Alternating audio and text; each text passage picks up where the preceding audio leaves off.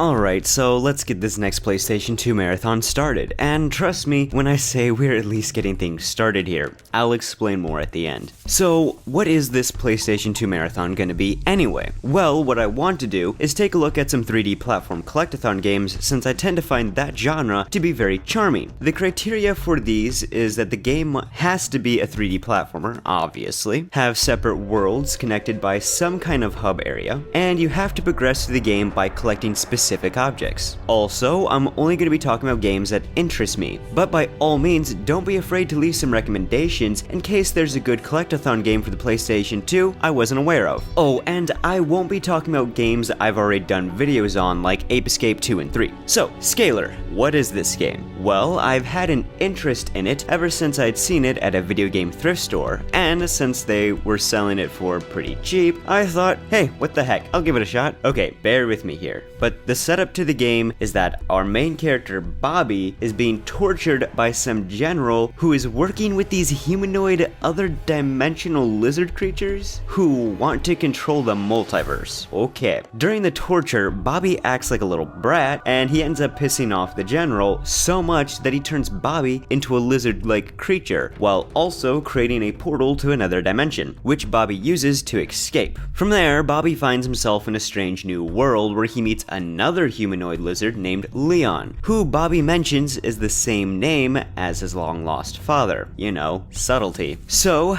now these two start working together in hopes of getting Bobby back home, and Bobby refers to himself as Scalar from here on out. That's it. Okay, sure, there are a few character moments, but let me tell you, I didn't care. I don't know, maybe it's just me, but I don't like Bobby all that much, and I didn't find any of the characters to be all that interesting. On top of that, talk about a weird story. I mean, okay, it's not god-awful, but I certainly wouldn't say this is a good story, or even okay. Personally, I think it would have been better if this were the world for the lizard people, and the big bad lizard guy was just trying to take over the world by attacking the lizard creatures, who you would then have to end up helping. Bottom line, the story is pretty forgettable and not that great. The gameplay, thankfully, is much more interesting. So the game is broken up between different worlds, each with their own objectives that you can navigate via this map that kinda acts like a hub area. To do so, you have to talk to Leon, who's at the center of each of the worlds, usually. In order to progress to the other worlds, you're going to need to complete each objective, the most consistent one being that you have to collect these lizard eggs. Lizard eggs act in a similar fashion to Power Stars in Super Mario 64, as they are the main collectible. You get most of them all in the same way, by making your way past obstacles in a section of a world. Let's talk about that real quick. What's interesting about the level setup in this game is that you usually start at the central point of the world that then branches off to other paths, something you can also tell by the map they give you, which is actually kinda helpful. It's pretty interesting and an idea that I quite like. In fact, a lot of these worlds have some nice designs to them. There is a strange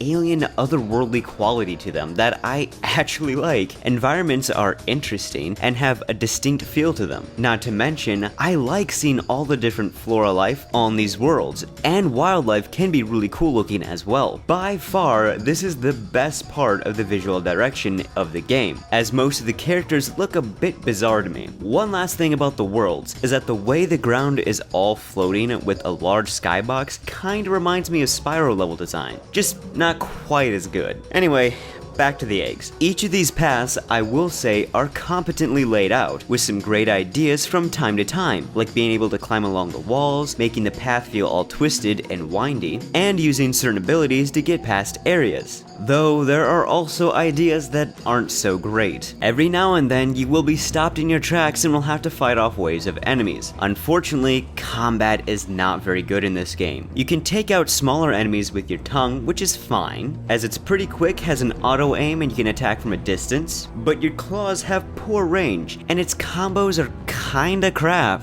Not to mention, there are some iffy hitboxes as well. To add that, Scalar himself feels a little too slippery when moving around and jumping, making platforming not as fun as it otherwise would be. But yeah, these enemy waves show up way too much and start to become quite the pace breaker. Like I mentioned, Scalar can use his tongue to attack enemies, but it can also be used to collect health and break objects. After beating enemies or breaking things, you can collect these yellowish spore things that can be used to upgrade Scalar, like giving him more health or stronger claw attacks. He can also earn new abilities like being able to turn invisible. This can also be done with Leon, and it's a neat idea. Being able to upgrade your character is fun for me. You can also grind on vines, which are some decent distractions. In fact, there's even one level that's basically vine grinding central with some extreme angles. By grinding on vines, you'll store up this electrical charge that you can discharge on enemies or use to open up special boxes, though I never really use this all that often. So Scalar has one other unique skill, and that would be the fact that he can transform into other reptile-like creatures. This is certainly something different. We have a short bomb creature who's good at blowing things up but isn't good at platforming or taking out enemies up close. There is this lizard thing that is used for swimming around underwater, and that's kinda it. Thankfully, swimming underwater as this creature is actually not that bad. The controls are pretty nice, and it doesn't become too cumbersome like other 3D platformers with underwater sections. A frilled lizard little guy who can shoot things from a distance, which is pretty nice. This ball-like creature who can roll around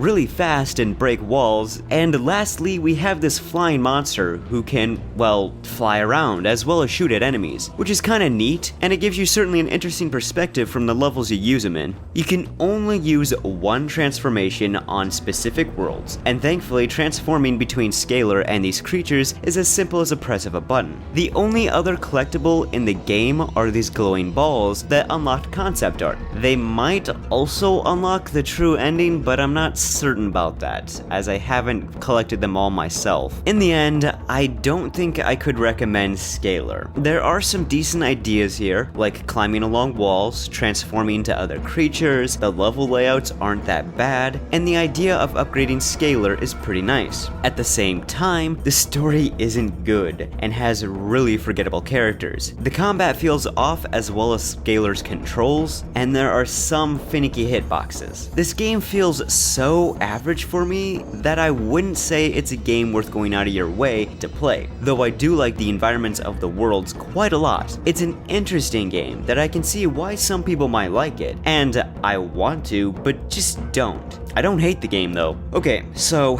we won't be moving on to the next game in this marathon quite yet, as I was caught off guard with the announcement of the Spyro remasters. So I'll be taking a slight break in this marathon to take a look at the original 3 Spyro games. See you all then.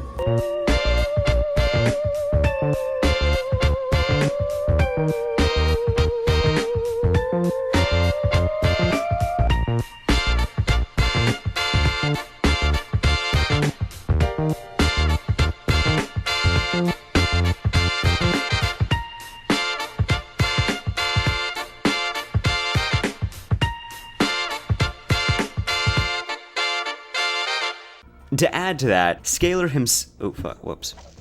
Oh shit, I'm gonna sneeze. Hold up. Hold up. There we go. Oh, it's out of there.